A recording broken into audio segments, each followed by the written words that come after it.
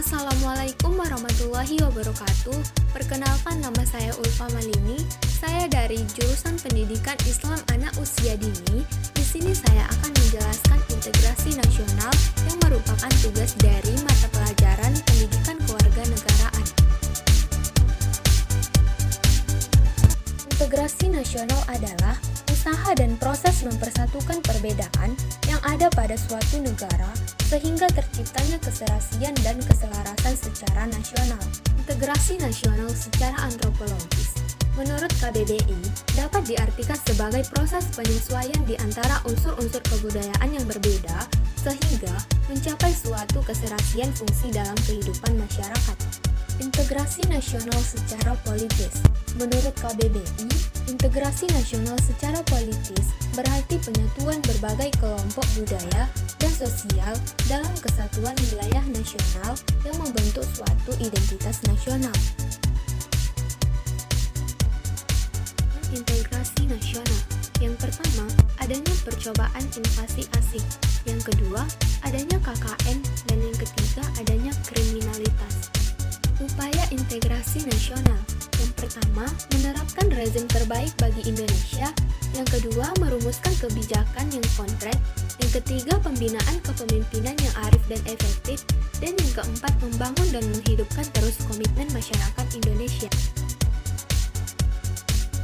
Integrasi sosial, yang merupakan sebuah integrasi yang memiliki tujuan untuk menyesuaikan atau menyelaraskan diri dari berbagai kelompok untuk dapat menghasilkan kehidupan yang tentram serta serasi. Integrasi nasional, yang merupakan susunan proses penyesuaian dari beberapa unsur yang mungkin berbeda di dalam masyarakat, digunakan untuk menghasilkan kehidupan yang serasi, sehingga dapat memberikan fungsi tersendiri untuk masyarakat. Integrasi kebudayaan, yang merupakan penyesuaian antara unsur-unsur kebudayaan yang saling berbeda untuk dapat mencapai sebuah keselarasan serta keserasian di dalam kehidupan yang bermasyarakat. Faktor pendorong integrasi nasional. Yang pertama, adanya faktor sejarah. Yang kedua, rela berkorban untuk kepentingan bangsa dan negara. Yang ketiga, adanya kesepakatan atau konsensus nasional. Dan yang keempat, pengembangan budaya gotong royong. Faktor penghambat integrasi nasional.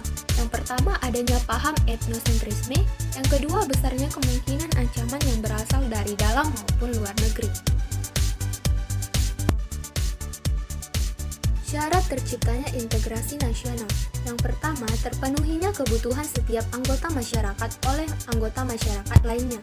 Yang kedua, terciptanya kesepakatan bersama mengenai macam-macam norma yang berlaku di masyarakat dan nilai-nilai sosial yang dilestarikan dan dijadikan pedoman. Yang ketiga, nilai dan norma sosial yang ada dijadikan sebagai aturan baku dalam melangsungkan proses integrasi nasional. Manfaat integrasi nasional. Yang pertama, menumbuhkan kesetiaan nasional. Yang kedua, menciptakan kesetiaan baru terhadap identitas nasional. Yang ketiga, menumbuhkan rasa nasionalisme. Yang keempat, menumbuhkan rasa cinta tanah air. Yang kelima, menumbuhkan semangat persatuan dan kesatuan. Yang keenam, menumbuhkan rasa tenggang rasa, toleransi, gotong royong, dan solidaritas. Dan yang ketujuh, menghargai perbedaan. Kebijakan integrasi nasional. Yang pertama, menanamkan nilai-nilai Pancasila. Yang kedua, menghilangkan kesempatan untuk KKN. Yang ketiga, menupas setiap gerakan separatis secara tegas tidak kenal kompromi. Yang keempat, membentuk satuan sukarela yang terdiri dari unsur masyarakat. Problematika integrasi nasional. Yang pertama, geografi. Yang kedua, demografi. Yang ketiga, kekayaan alam. Yang keempat, ideologi. Yang kelima, politik. Yang keenam, ekonomi. Yang ketujuh, sosial budaya. Dan yang kedelapan, ketahanan dan keamanan. Contoh dari integrasi nasional yaitu: yang pertama, pembangunan Taman Mini Indonesia di Jakarta. Yang kedua, sikap toleransi antar umat beragama. Dan yang ketiga, diadakannya Pekan Olahraga Nasional. Mungkin cukup sekian dari video saya.